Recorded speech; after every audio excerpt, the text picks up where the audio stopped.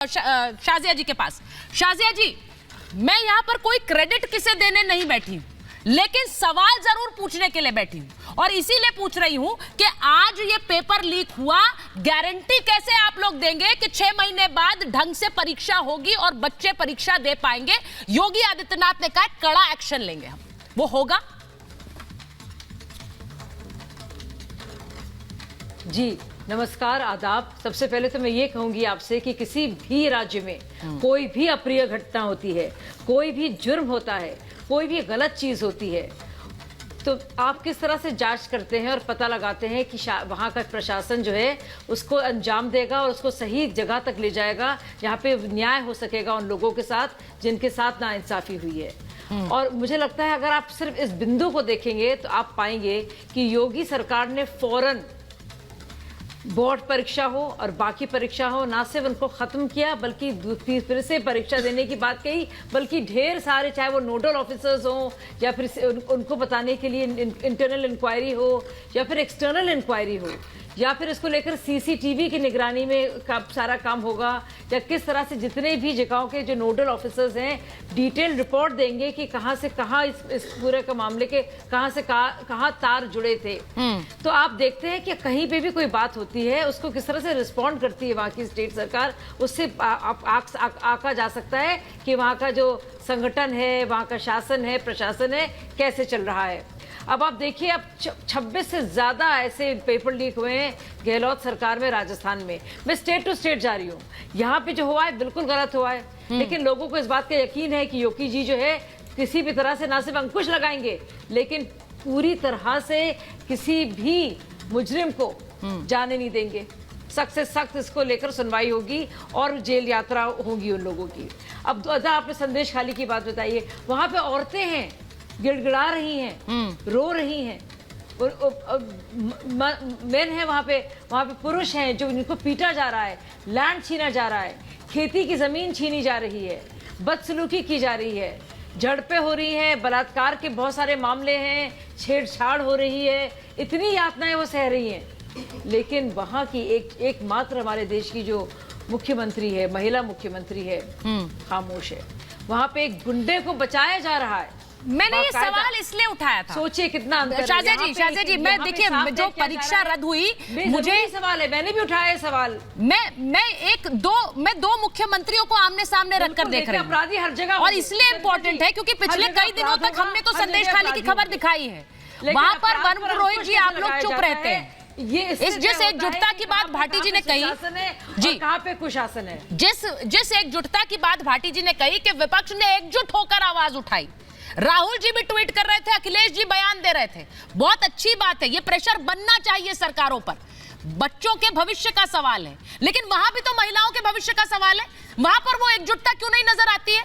UP में होता है तो आप कहते हैं योगी को मत क्रेडिट दीजिए, लेकिन वहां ममता जी को बोलने के लिए कहा जाएगा विपक्ष, क्यों नहीं जाते आप लोग? बताइए वरुण जी।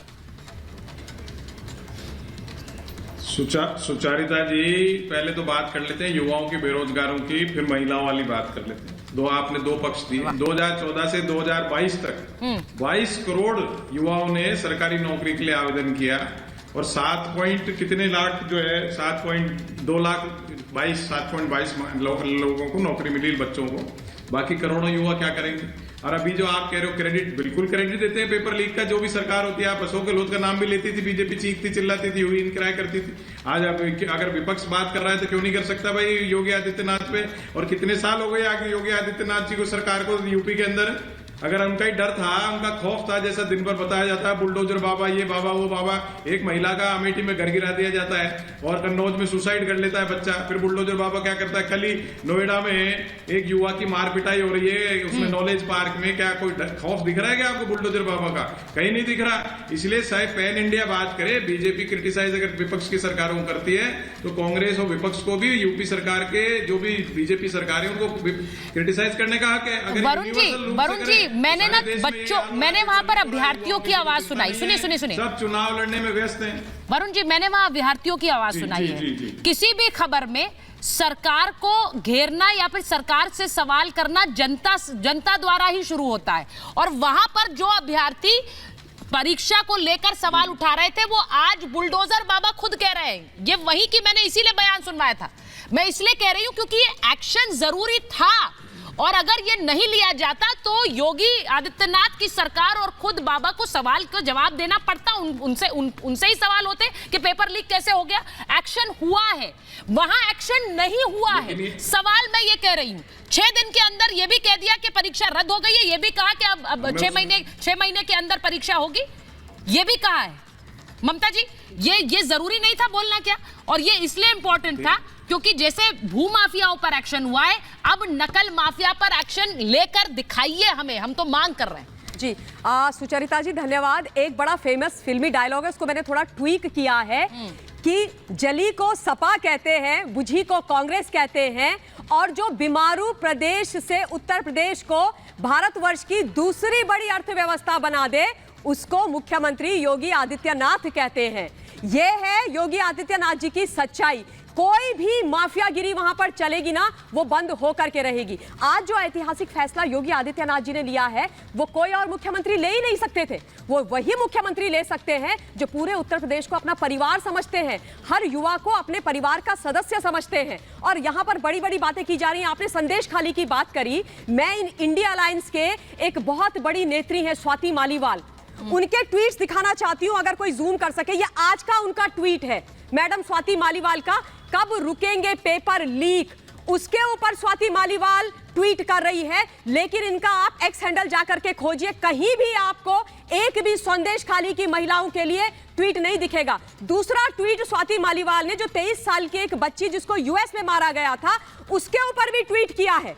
यूएस की बच्ची है, मुझे दर्द है, उसको न्याय मिलना चाहिए, उसके दोषियों को सजा होनी चाहिए, पर आप यूएस तक चली जाती हैं स्वाति मालीवाल, इंडिया अलायंस की नेत्री, आम आदमी पार्टी की नेत्री। संदेश खाली तक नहीं जाती इनकी नजर। संदेश खाली पर ये विपक्ष इकट्ठा नहीं होता है, संदेश खाली की महिलाओं के लिए इनका दिल नहीं जलता है। कितनी शर्म की बात है। और एक और चीज, अभी वरुण जी ने बोला ना बेरोजगारी, मैं एक बात याद दिला दूं, आप उत्तर प्रदेश की बात कर रहे हैं, 2016-17 का आंकड़ा उठा लो, जब समाजवादी पार्टी आपके इंडिया अलायंस के घटक दल की सरकार थी, वहां पर वरुण भाई ने ये उठाया था, भाटी जी, बिल्कुल भाटी जी इसका जवाब दे सकते हैं। उस समय वहां पर जो बेरोजगारी दर था उत्तर प्रदेश में, वो 18% था, 18%। और आप बेरोजगारी की क्या बात कर रहे हैं? थोड़ा सा आंकड़ा, मैं भी आज आंकड़ा खेल लेती हूं, अक्सर मैं खेलती नहीं हूं, लेकिन उत्तर प्रदेश जो है आज ईज ऑफ डूइंग बिजनेस में 14वें स्थान से दूसरे स्थान पर आ गया है। जो एमओयू साइन करवाए हैं योगी आदित्यनाथ जी ने, वो करवाए हैं 4.28 लाख करोड़ रुपीस के, जिसमें से 2.09 लाख करोड़ रुपए के जो